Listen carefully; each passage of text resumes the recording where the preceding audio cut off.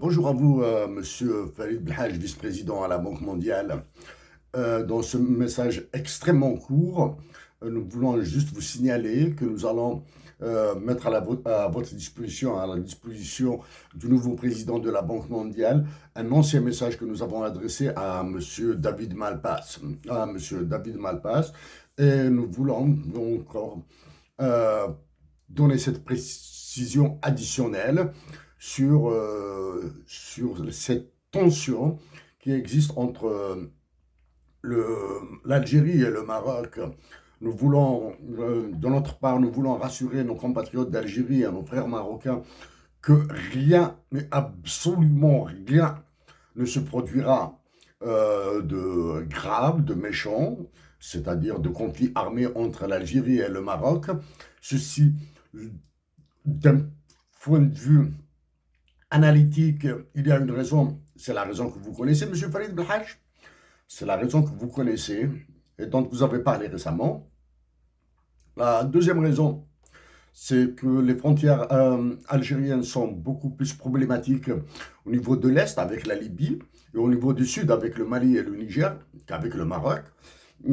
Troisième raison qui nous font dire qu'il n'y aura absolument rien de méchant entre l'Algérie et le Maroc, c'est parce que toute la gesticulation actuelle de l'état-major de l'armée algérienne relève plus de la diversion, de la manipulation pour cacher le catastrophique, le déshonorant déplacement qu'ils ont fait à Paris, où ils ont été reçus par Emmanuel Macron.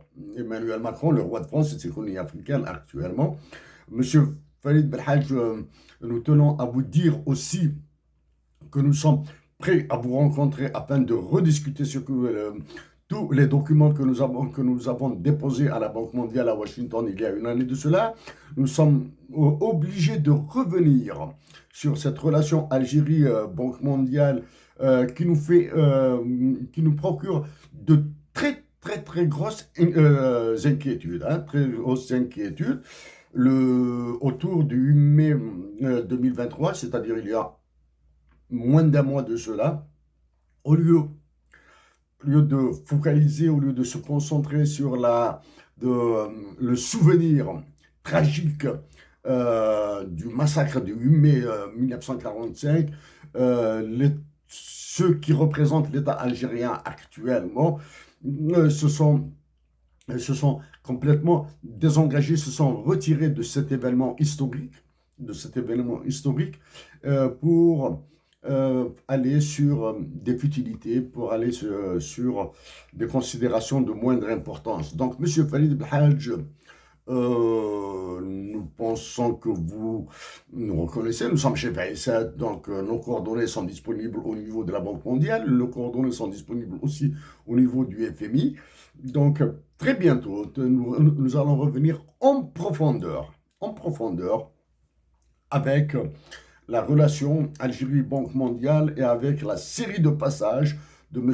Jesco Henschel, entre autres, qui était à Alger autour du 7 mai 2023. Merci à vous, Monsieur Farid Belhaj, et merci de faire le message au nouveau président de la Banque mondiale. Sincère salutation de notre part du Canada. Dear David Malpas, President of the World Bank Group, for Montreal, my greetings. In my native speaking tongue, Kabyle, a derivative of Tamazight, we say Azul, and in Arabic, Tahiyati lakum. First of all my congratulations for your nomination as President of the World Bank Group.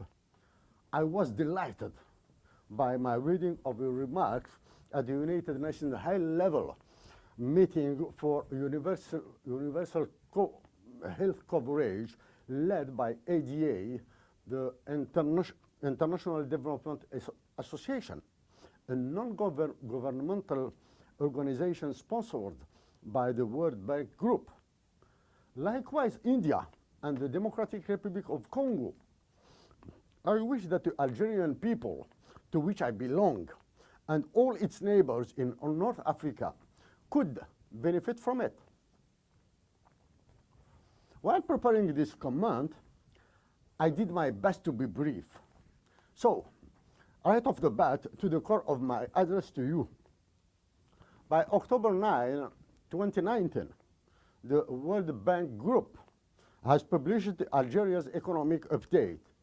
Even if globally I agree with its content, I am a little bit disturbed by some expression used in it and seriously annoyed and irritated by the quality of its figures. It is written in your publication, political uncertainty. The two words of the second paragraph have put my native country in a big turmoil. Unfortunately, they aren't the right keywords.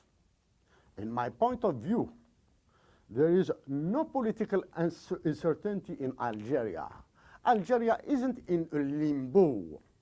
In fact, the goose of Algeria is cooked.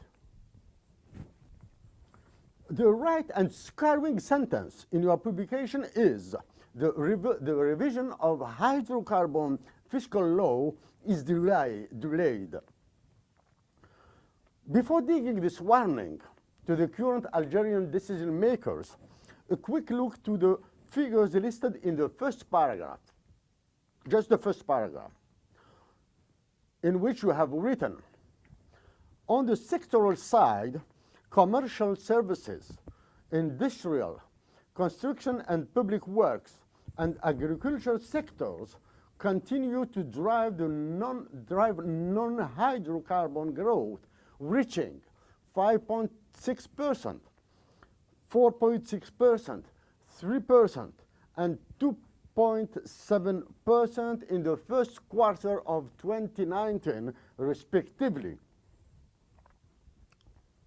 The rate of growth in agricultural sector is 2.7%. Compared to the 5.6% of commercial services, it's less than its half. It's a sufficient reason to be really terrified by the future of Algeria if this trend goes on. Mr. Malpas, neither your time nor mine will be consumed in describing the horror of the significance of other statistics. Now let's come back to the topic sentence. The revision of the hydrocarbon law is delayed. To argue and bridge with what is happening now in Algeria needs elements of history. In 10 days, we are October 2019, sorry. It will be November 1st, will be the Remembrance Day of the national freedom outbreak. And in approximately 2 months, the remembrance of the death of one of its leaders, its utopian leader, Hussein Ahmed. Now, when we go back farther in the past, in 1928, 2 agreements about the oil sharing were implemented. The first one was between American, British, and French oil companies and is known as Red Line, Ligne Rouge agreement. And the second one is the Aknakari agreement in Scotland. If Hussein Ahmed had worked hardly to make Algeria independent and others have badly managed its natural resources, we can induce that delaying the revision of the hydrocarbon fiscal law written by foreigners who are for sure linked to the dominating oil companies is the warning, either told during a secretive meeting or sent just by a phone call. That's why the Algerian Army Chief of Staff is urging the Algerian nation to hold the presidential election and the parliamentary assembly to enact, to promulgate this law before December 2019. If done, it will be the biggest treason, I will repeat it, if done, if this law is enacted, it will be the biggest treason to the Algerian Amazigh and Muslim spirit recovered by Hussein Ahmed and all the Algerian fighters. Because the Algerian fundamental law, constitution, is illegal, if this law on oil is enacted, Algeria will relinquish much more its sovereignty and will confirm that Algeria is on sale. Now, in Algeria, innocent demonstrators and protesters, I repeat it, innocent demonstrators and protesters who are leveraged by a small group directed by the United States, England, France, European Union, and other NGOs, are participating to trigger a looming and huge military conflict in the desert of Algeria.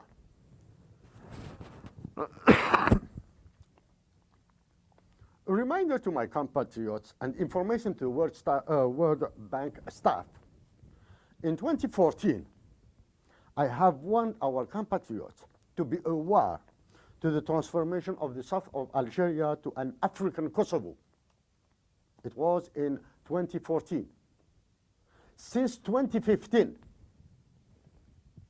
I started shouting to be solidary with the Algerian soldiers to keep peace and prevent any violence in Algeria, and I expressed my fully opposition to the devaluation of the Algerian money. I repeat it. I started to shout to be solidary with the Algerian soldiers to keep peace and prevent any violence. And I continue to extol them to be peaceful.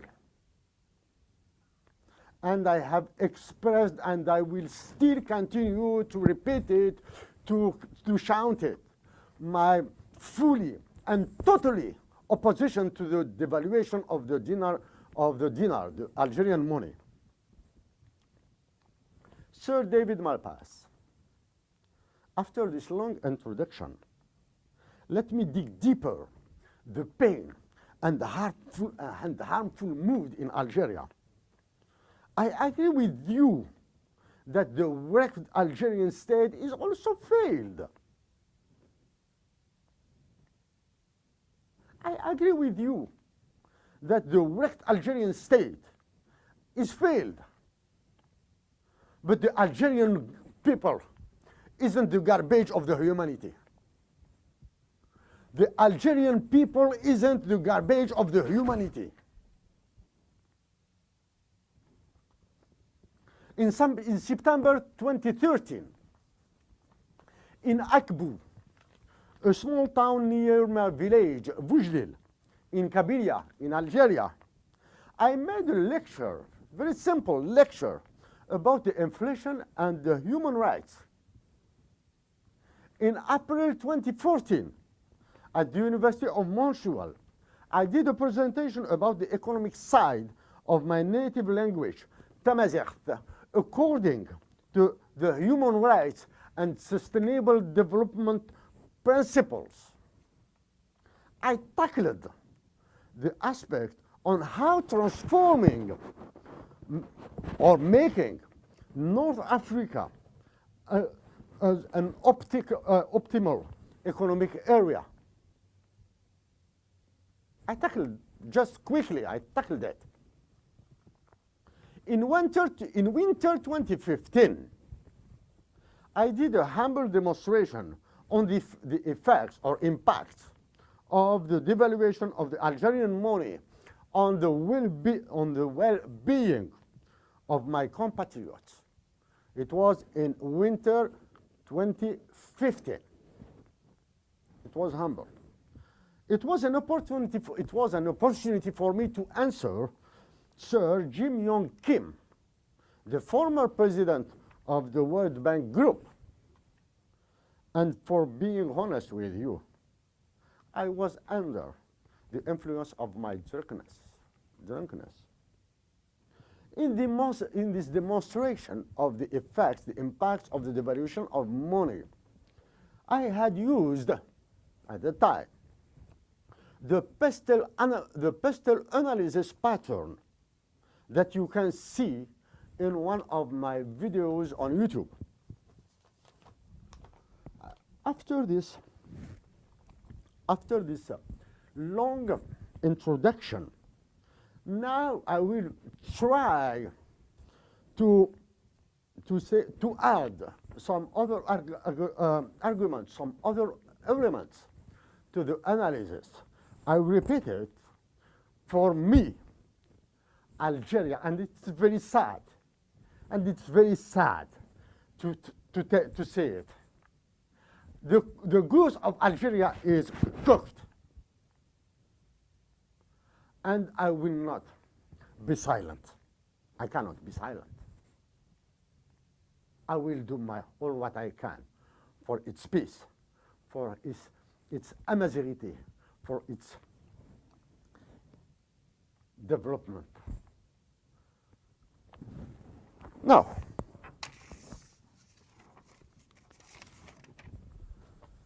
in the Algeria's economics update, we say the pre-election season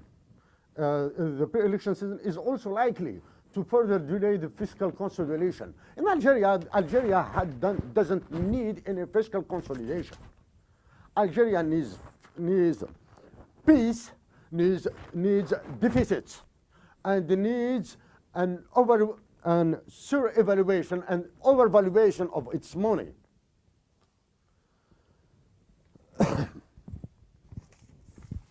But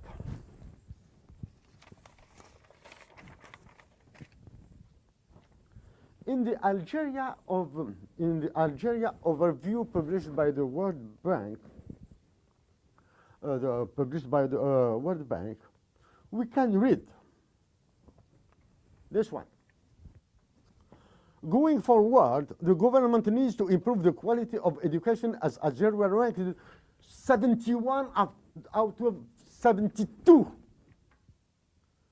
economies for the performance of its 15-year-olds in science, mathematics, and reading in the 2015 PASA assessment. PASE, for my compatriots in French, is PISA. It's the program for international student assessments. C'est le programme international pour le suivi des acquis. There is a huge difference between English, PASA, and PISA in France. So, when we write that Algeria is ranked 71 out of 72, it means that the Human Development Index of Algeria is the current value of the Human Development Index of Algeria is stupid. And I did this demonstration, the mathematical demonstration, obviously, in my book, le livre de la jarre pour la patrie. I did it. One. When we read in the same overview, we read the fast erosion in official reserves has pushed the government to take additional steps to tighten, serrer, imports through new operational mechanisms to regulate wheat and milk imports, and through better controls on subsidies. these public policies of Algeria are criminal, because the Algerian people is poor. You cannot limitate the milk and wheat importation and suppress the subsidies. If they will do it, Algeria will become a bloody earth. Also, this is in contradiction by the Human Development Index that is mentioned in your publication of October 10th. Now, when we read inflation remains stable at 4.3% in 2018 and has declined at 4.3% in 2018. I don't want to be a tricky person. There is a huge mistake in this sentence. Inflation remained stable at 4.3% in 2018.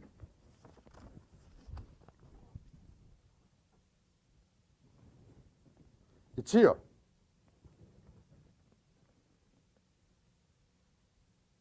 In 2018, and has declined at 4.3% in 2018. It's a big mistake of the World Bank Group, on the website of the World Bank Group. I agree with you that it's what we call in Latin words lapsus calami. I agree with you, sir. But if the World Bank Group makes this kind of mistakes, what about of Algeria? Also, while preparing this this comment, of course, I have looked for some information on the different websites. When we have a quick look to the website of the World Bank, I'm not comfortable, I'm sorry. The World Bank about Algeria. About Algeria, and when we go to the tab strategy, we can read. When we go to the tab strategy, we can read. Reimbursable advisory services are complemented by several types of analytical and technical assistance work financed by the World Bank budget and other resources. Reimbursable services being provided to the Crédit Populaire d'Algérie, Algeria's leading state-owned bank, are the most substantive offered by the IFC, the International Financial. So when we go now,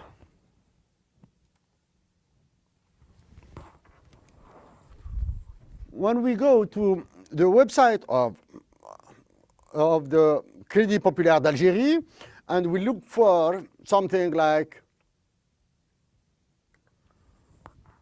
World Bank,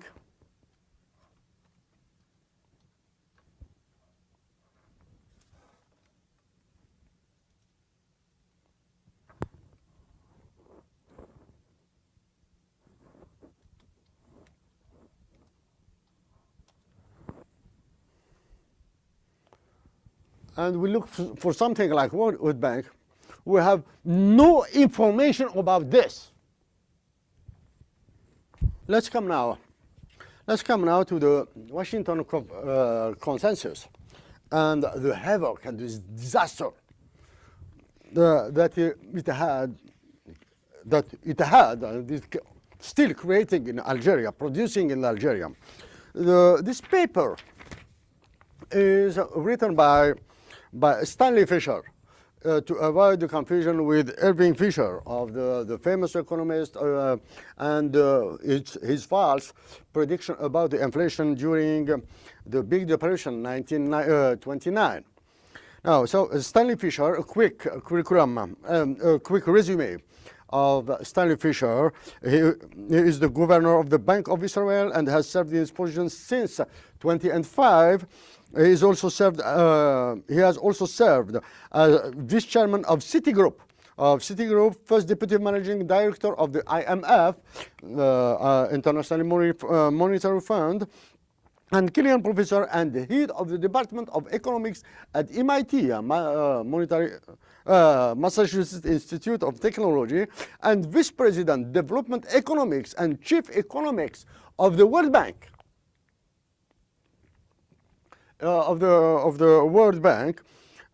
From 1988 to 1990.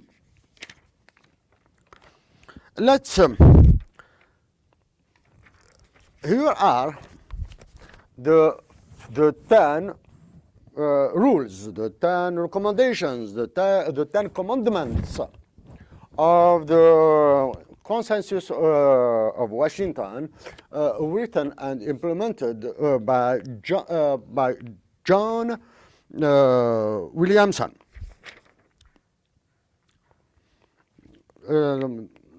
Published of the by John Williamson, because there is a small confusion between John Williamson and Paul Williamson.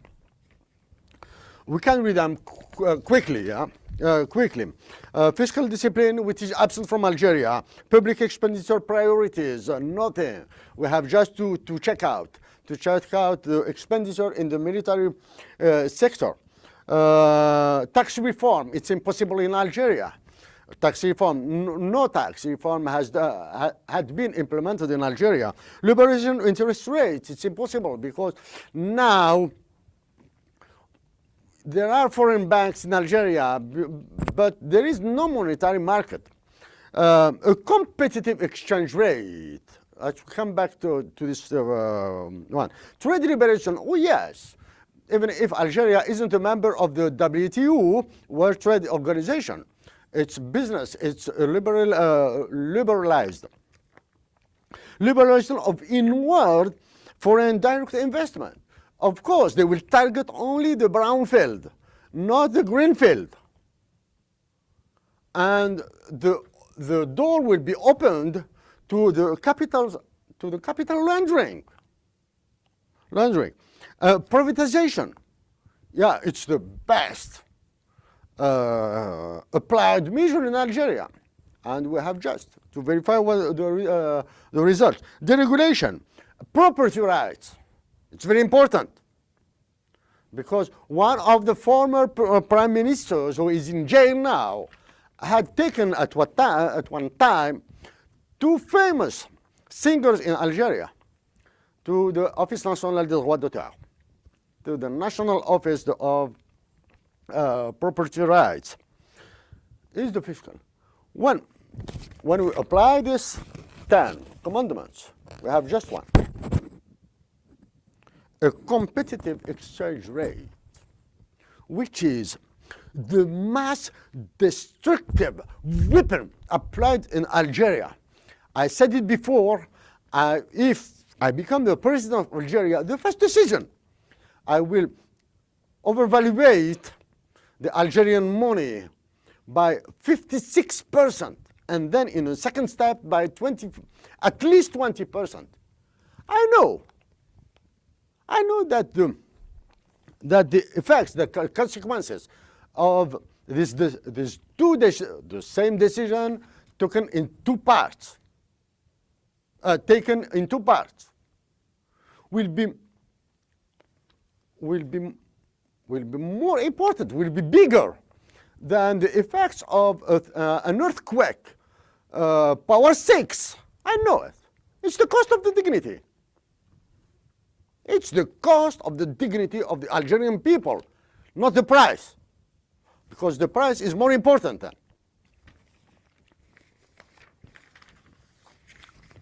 After that, The second version of the consensus of Washington are corporate governance, anti-corruption. Now, the first version of the Consensus of Washington applied in Algeria had produced a lot of corruption. With flexible labor markets. The labor market in Algeria is flexible because there are a lot of unemployed persons. It must be more flexible, but the ultraliberalism and the capitalism have changed the mind of the Algerian people. They cannot work in agriculture. World Trade Organization agreements, even if Algeria isn't a member of the WTO, but Algeria offers all the advantages of a WTO member, but it's endure all its drawbacks. Financial codes and standards, prudent capital account opening are going there, like in Morocco. Non-intermediate exchange rate regimes. Independent central bank inflation targeting, social safety nets, targeted poverty reduction.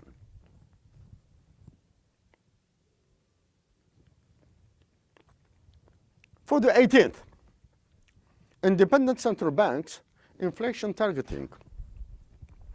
Let's suppose a basic hypothesis. All the prices of the Algerian products are constant. Let's suppose it. It's an hypothesis. It's a basic hypothesis. Now, by devaluating the money of Algeria, we are importing inflation. So when we devaluate the Algerian money by, let's say, 33% or 37.2%,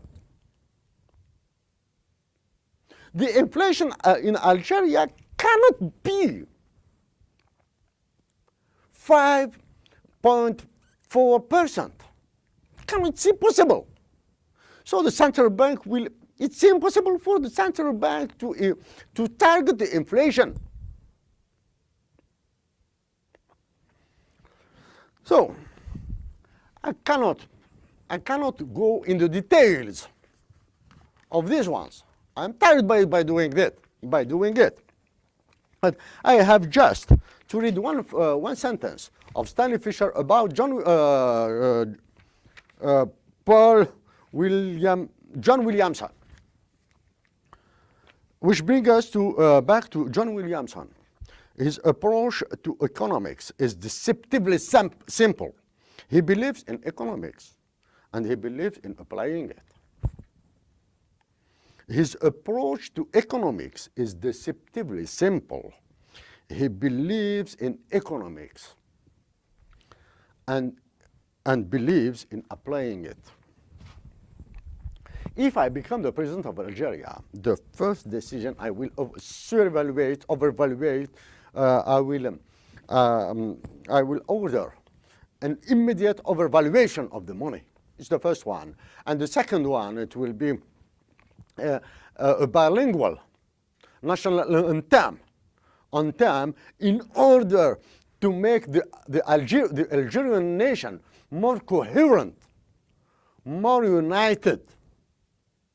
So, Sir David Malpas, with a huge humility and modesty, I beg you to stop the disaster, the havoc of the consensus of Washington in Algeria. I beg you, because I cannot beg the governor of the Central Bank of Algeria. He is afraid. He is the Himmler of Algeria in a white color. So also, I extol my compatriots in Algeria to stop this demonstration in order to see better our future. I beg them to stay Amazigh. I beg them to protect the integrity of our territory. I beg them, I extol them to invite our sisters and brothers of the South to be more close to us, and we make efforts to be more closer to them. So, to the Algerian decision makers,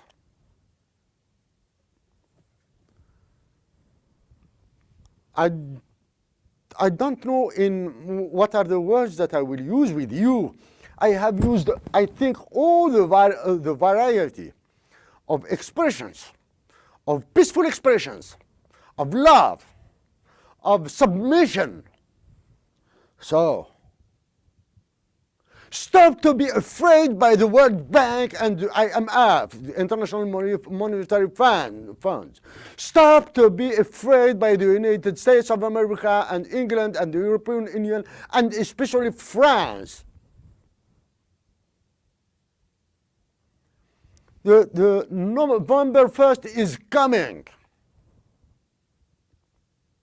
Stand out and stand up. With all my